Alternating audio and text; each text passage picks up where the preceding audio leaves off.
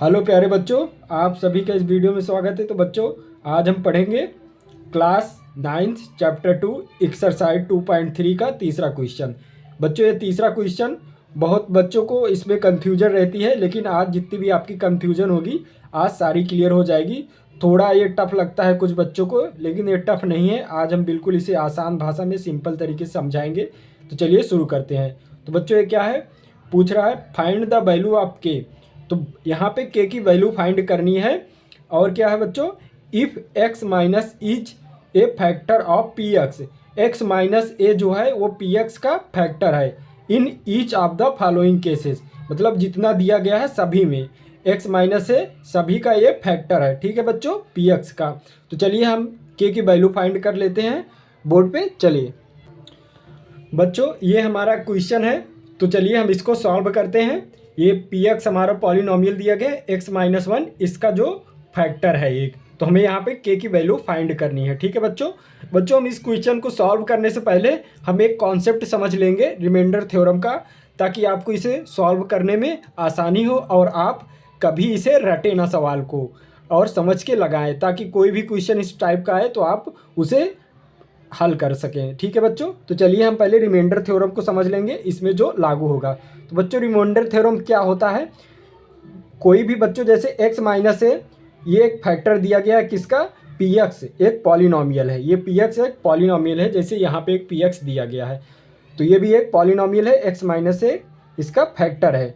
तो बच्चों, x minus ए जब इसका फैक्टर होता है, तो यहाँ पे जब भी हम x minus a equal to 0 करके इसका हम a का मान निकाल लेते हैं। ठीक है बच्चों, a का मान निकाल लेते हैं। तो अब x का मान यहाँ पे इसमें p में हम जब रख देते हैं, p इक्वल टू a, जब x का मान हम इसमें रख देते हैं तो ये 0 के बराबर हो जाता है। ये रिमाइंडर थ्योरम है बच्चों। ठीक है, तो आपको रिमाइंडर थ्योरम आ गया होगा। चलिए एक बार और हम इसे समराइज कर देते हैं। तो क्या है बच्चों, x माइनस ए एक पॉलिनोमियल का फैक्टर है। जब हम इस फैक्टर में एक x की वैल्यू निकाल के इस पॉलिनोमियल में रख देते हैं, तो हमारा ये पॉलिनोमियल 0 के इक्वल हो जाता है। ठीक है बच्चों, आपको समझ में आ गया होगा। तो चलिए अब यही कॉन्सेप्ट हम इसमें लागू कर देते हैं। जैसे ये हमारा एक फैक्टर है, तो इसमें हम x का मान निकाल के इस पॉलिनोमियल में रख देंगे, तो ये पॉलिनोमियल 0 हो जाएगा।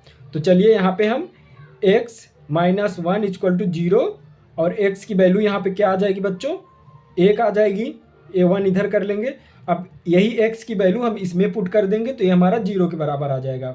तो हम जब इसमें पुट करेंगे p1, x की वैल्यू 1 है, तो यहाँ पे इसमें हम 1 पुट कर दिए, तो ये हमारा बच्चों 0 के बराबर आ गया। ठीक है बच्चों, ये 0 के बराबर हो जाता है अकॉर्डिंग टू रिमाइंडर थ्योरम। तो चलिए आप ये इसे आप आसान है, ये p1 यहाँ पे v1 रखेंगे, फिर 1 का स्क्वायर प्लस 1 प्लस के इक्वल टू p1 बराबर क्या है बच्चों, 0 है, तो ये भी 0 भी हम कर देंगे 0 के बराबर। अब बच्चों यहाँ से हमारा सॉल्व होकर आ जाएगा के की वैल्यू 1, ये हो जाएगा, ये भी 1 हो गया, प्लस के इक्वल टू 0। यहाँ पे के की वैल्यू क्या आ जाएगी बच्चों, 1 1 2, 2 को उधर ले जाएंगे तो क्या आ जाएगा, -2। तो यही हमारा आंसर हो गया। बच्चों, आपको समझ में आ गया होगा। चलिए हम अगला क्वेश्चन ऐसे ही आसान तरीके से समझ लेंगे, बिल्कुल कॉन्सेप्ट से। बच्चों, ये बुक है, इसमें दूसरा क्वेश्चन हमारा क्या दिया गया है, p x equal to 2x square plus k x plus √2। तो इसमें भी हमारा इसका के की वैल्यू यहाँ पे फाइंड करनी है। तो चलिए फाइंड कर लेते हैं उसी तरीके से। बच्चों, हमने इसे बोर्ड पर लिख दिया है। तो यहाँ पे x माइनस वन इसका जो फैक्टर है, तो बच्चों क्या करेंगे, इसको x माइनस वन इसका जो फैक्टर है, यहाँ पे x की वैल्यू निकाल के इसमें रख देंगे, ये 0 के बराबर हो जाएगा।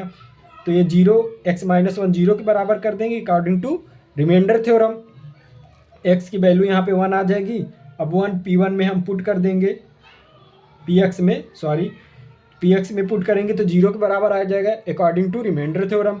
ठीक है बच्चों, तो चलिए अब ये क्या हो जाएगा बच्चों, p1 बराबर, जब इसमें भी 1 रख देंगे तो हमारा क्या आ जाएगा, 2 1 का होल स्क्वायर, ठीक है, प्लस के 1 प्लस √2। ठीक है बच्चों, अब यहाँ पे हमारा ये P1 हमारा 0 हो गया था, तो ये हम P1 बराबर ये भी यहाँ पे 0 कर दे रहे हैं। ठीक है, तो चलिए अब सॉल्व हो जाएगा हमारा। तो ये कितना आ गया बच्चों, 2 आ गया यहाँ पे, प्लस यहाँ पे k ही रहेगा, प्लस √2 इक्वल टू 0। और बच्चों चलिए अब देखिए यहाँ पे k की वैल्यू निकल जाएगी। k की वैल्यू कितनी आ जाएगी बच्चों, ये 2 और √2 को हम 0 को उधर कर देंगे तो ये माइनस में हो जाएगा। क्या आ जाएगा, -2 माइनस √2, यही इसका आंसर आ जाएगा। ठीक है बच्चों, तो चलिए हम दूसरा क्वेश्चन सॉल्व करते हैं। अब चलिए बच्चों उसी तरीके से हम तीसरा क्वेश्चन भी हम फाइंड कर लेते हैं k की वैल्यू। तो इसको हम x - 1 को 0 बराबर कर देंगे। x की वैल्यू यहाँ पे 1 आएगी ही। अब 1 का वैल्यू इसमें हम मान रख देंगे, तो हमारा P1 बराबर 0 आ जाएगा। तो हमारा P1 बराबर क्या आ जाएगा, ये पूरा हम इसमें 0 रखेंगे तो कि 1 का स्क्वायर माइनस √2 1 प्लस 1। ठीक है बच्चों, ये हमारा क्या आ जाएगा, k यहाँ पे रह जाएगा -√2 प्लस 1। अब यहाँ पे इक्वल टू ये भी 0 के बराबर रहेगा ना, यहाँ पे P1 0 है तो P1 हमने रखा तो यहाँ पे 0, ये भी 0 के बराबर। अब यहाँ पे k की वैल्यू आ जाएगी बच्चों, कितनी आ जाएगी k की वैल्यू, √2 को हम 0 को उधर कर देंगे और 1 को भी 0 को उधर कर देंगे। तो ये माइनस में है तो उधर के जाएगी बराबर के, तो ये क्या आ जाएगी, प्लस में आ जाएगी। √2 ये प्लस में है तो उधर जाएगी बराबर के, तो माइनस में आ जाएगी।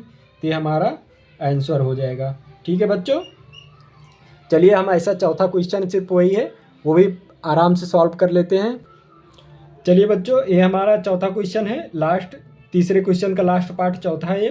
तो बच्चों चलिए इसमें भी हम k की वैल्यू फाइंड कर लेते हैं। क्या करेंगे, सबसे पहले x - 1 इक्वल टू 0 रख देंगे, तो x की वैल्यू यहाँ पे 1 आ जाएगी।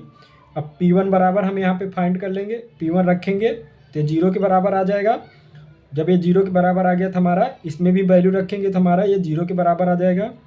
1 का whole square -3 1 plus k equal to 0।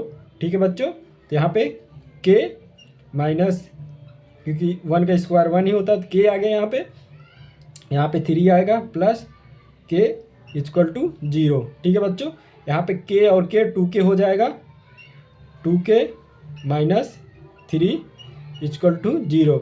अब 3 को हम इक्वल को उस तरफ ले जाएंगे तो प्लस में हो जाएगा 2k 3, और इस 2 को अगर हम इधर ले आएंगे तो ये 3 के नीचे आ जाएगा डिवाइड में, तो हमारी k की वैल्यू क्या आ जाएगी, 3/2।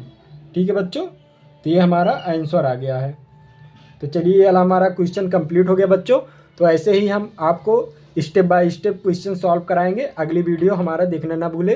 अगर आपको ये वीडियो पसंद आई हो बच्चों, कुछ आपने सीखा हो तो ज़रूर इसे लाइक कीजिए और सब्सक्राइब कीजिए।